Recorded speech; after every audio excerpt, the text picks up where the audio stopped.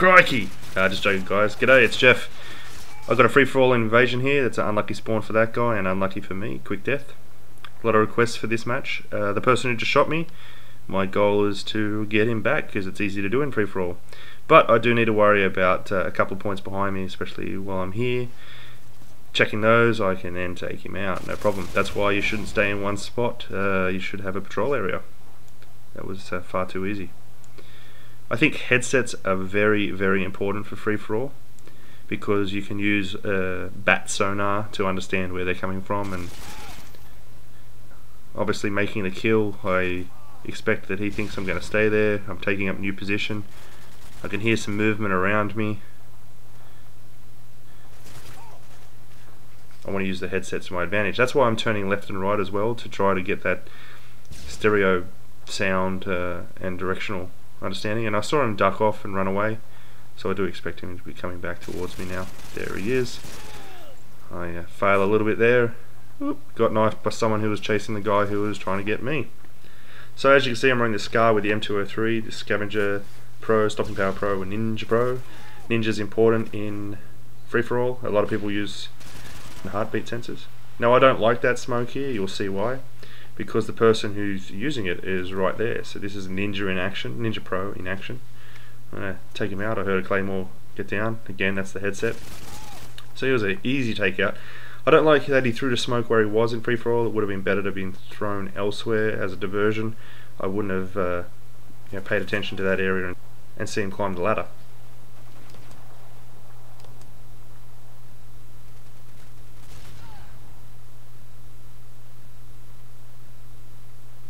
No!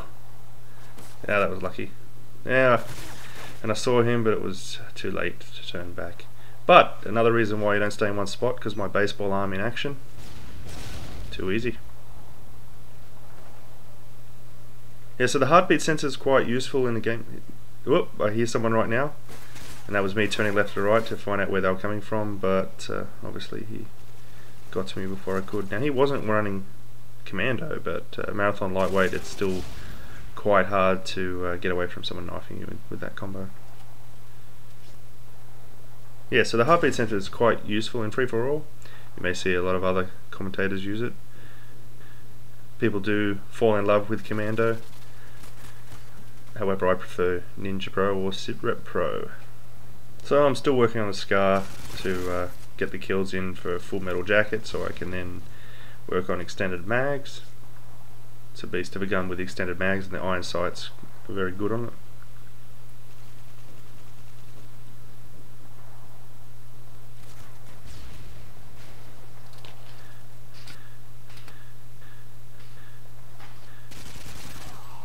I feel free-for-all is a game of holding down an area, as revenge killing attempts should net you many kills.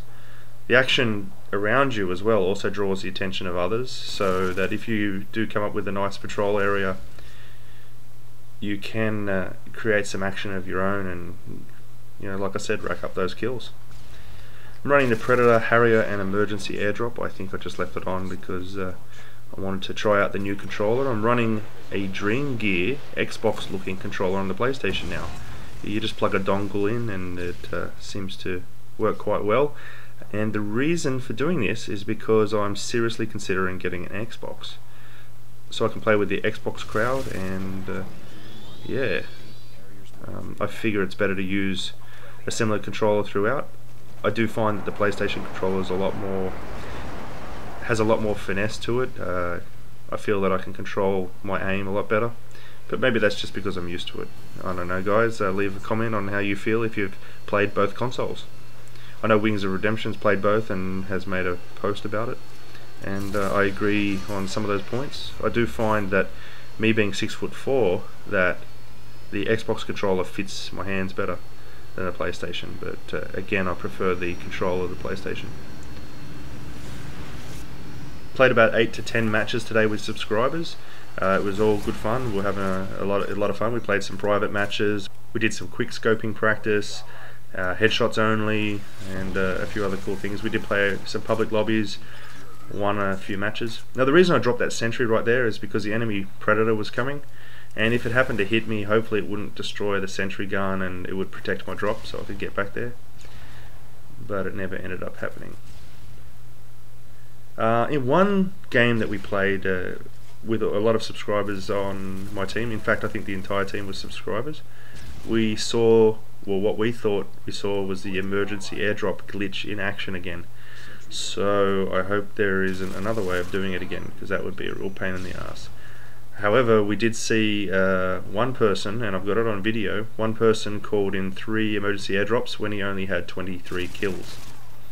So that's not good. That's not a good sign at all. So I knew this guy would duck away into the building. He happened to come out. My tube was no good. My Semtex was no good. Now I'm going to see what I can do to get him. I'm surprised that the sentry gun didn't even take a shot at him. I think it's probably angled out the wrong direction. Yeah, looking at it, it probably is. So now this is the headset in action. I'm trying to use it. For whatever reason, I can't hear anything now, so I pop out to venture, and as you see, that was a bad mood. I got taken out by the window there.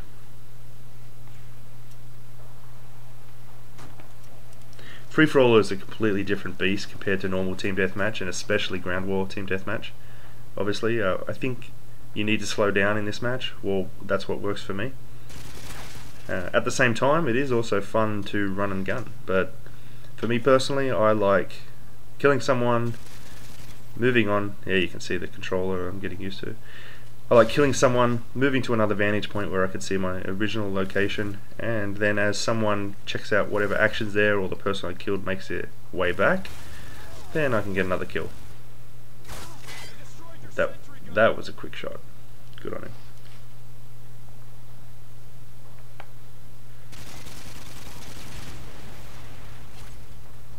I also want to report back about a private match we had today based on a couple of requests.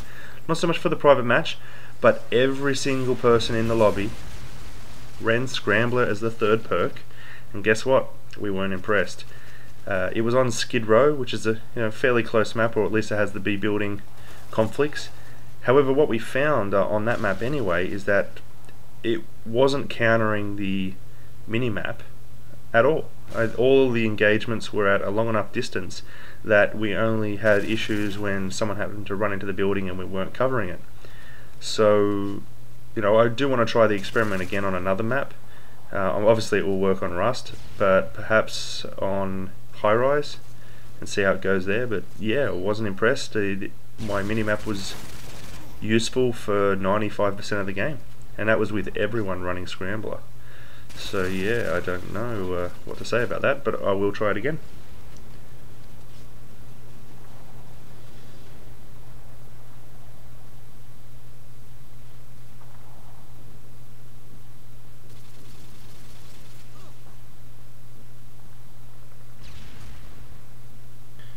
Someone also emailed me saying that there's no counter to Scrambler. Well, there is, and the counter is that the enemy knows where you are.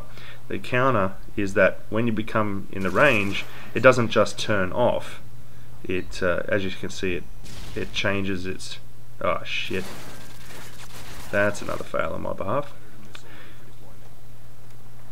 Yeah, so the counter is that they know that you're there, and by moving around, they can determine by the intensity of the countering where you are exactly. So that's their counter to it.